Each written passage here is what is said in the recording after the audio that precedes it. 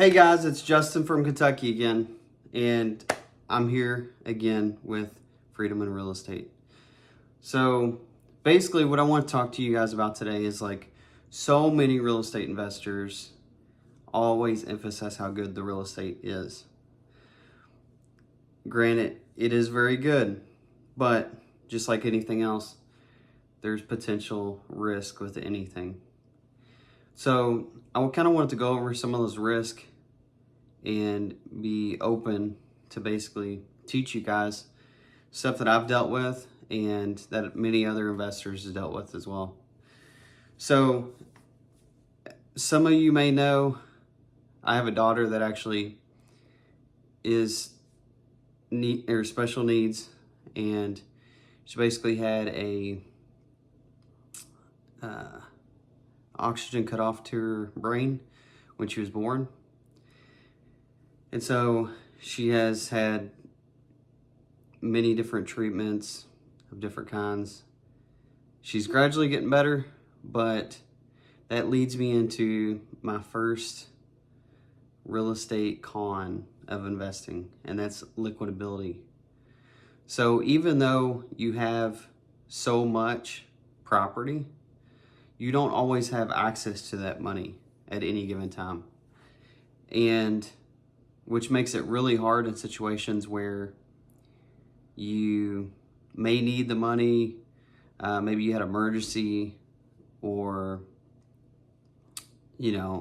lost your job, etc. Which luckily I've not lost my job, but just hypothetically throwing some scenarios out there, it's not as easy to tap into that money. And so it's not like stock markets or CDs where maybe you can get a penalty, but you're still able to pull that money out.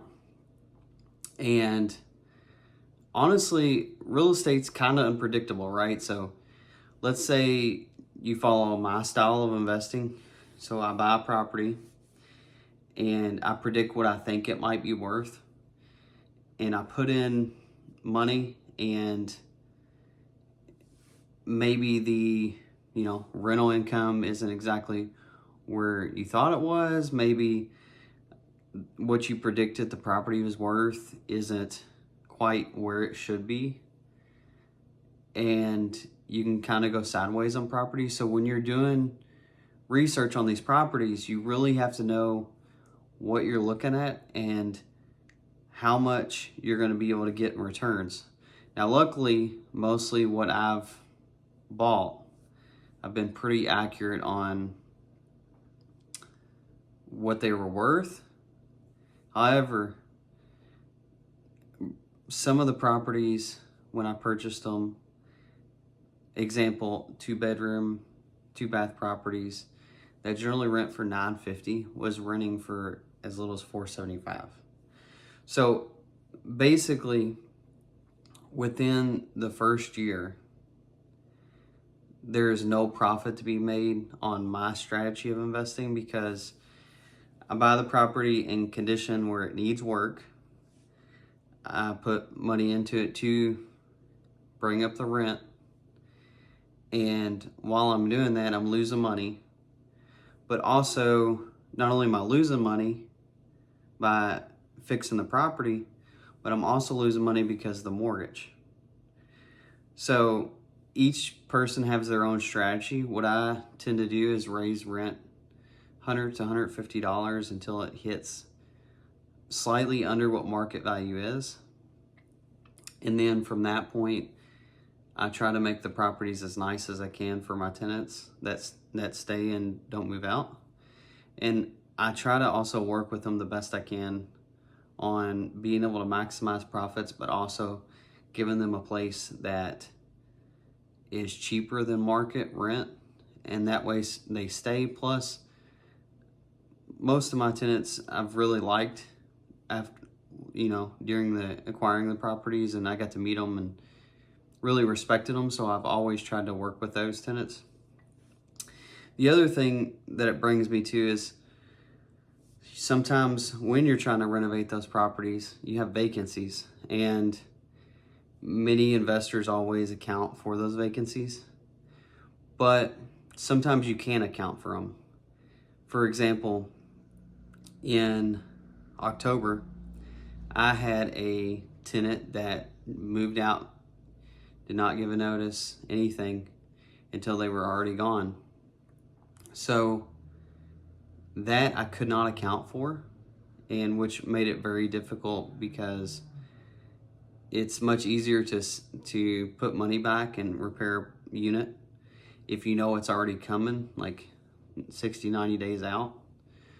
But if you don't know, then it's very difficult unless you have money set back for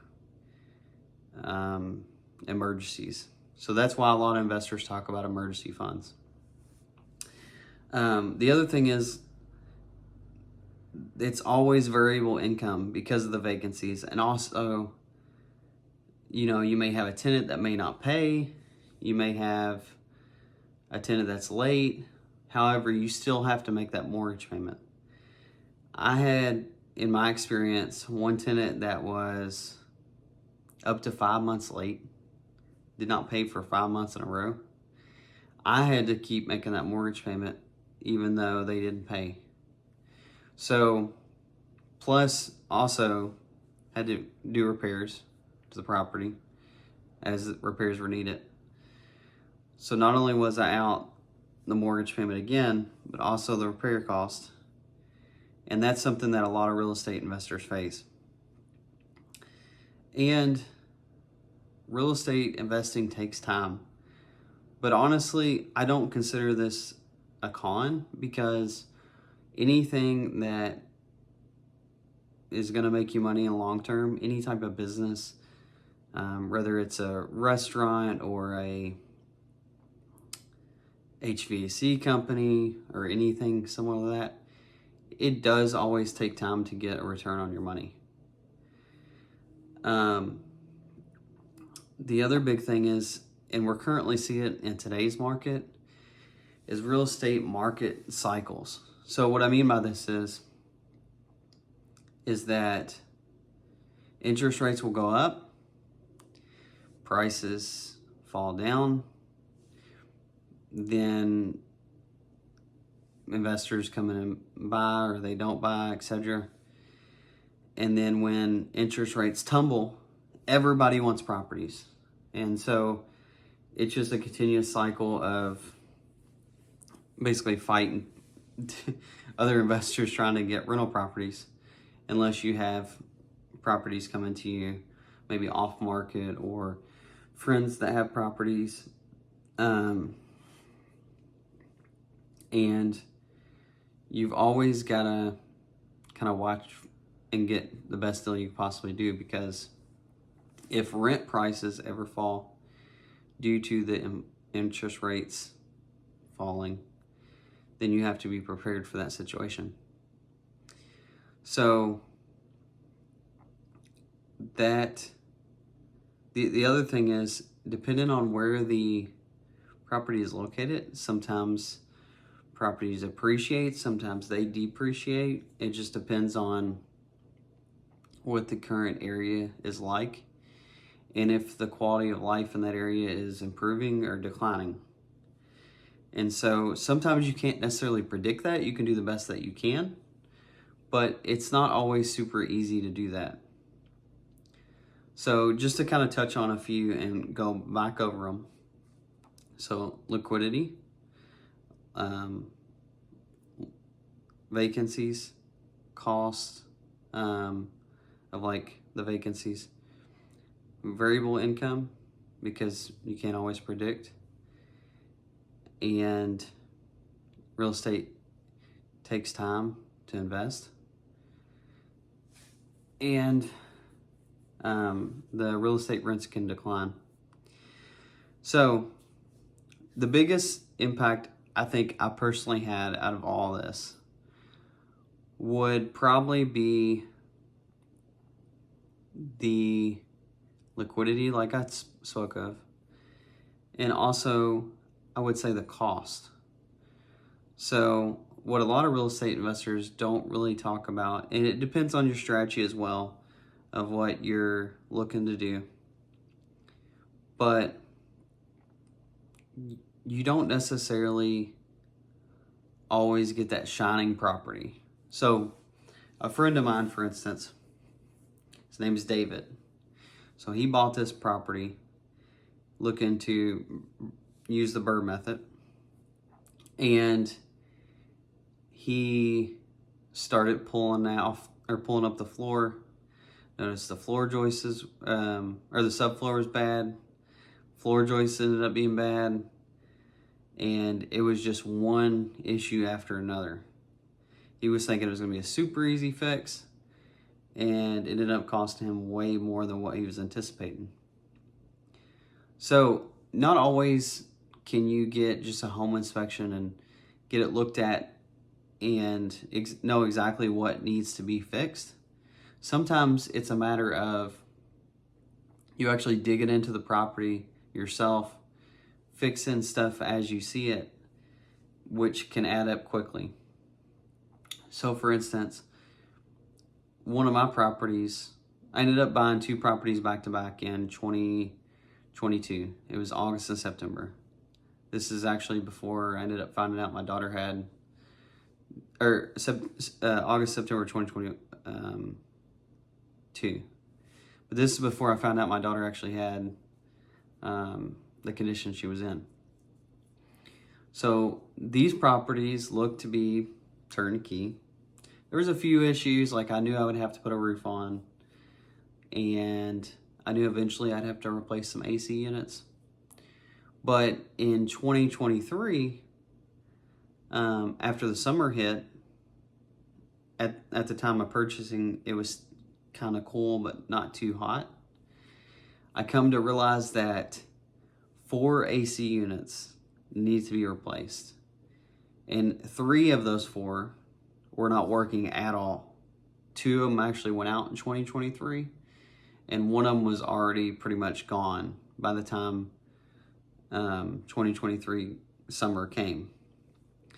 So I ended up having to repair those. A storm blew in, I believe it was January or March, I can't remember the exact month, which ripped my roof off, and I had to also pay a deductible.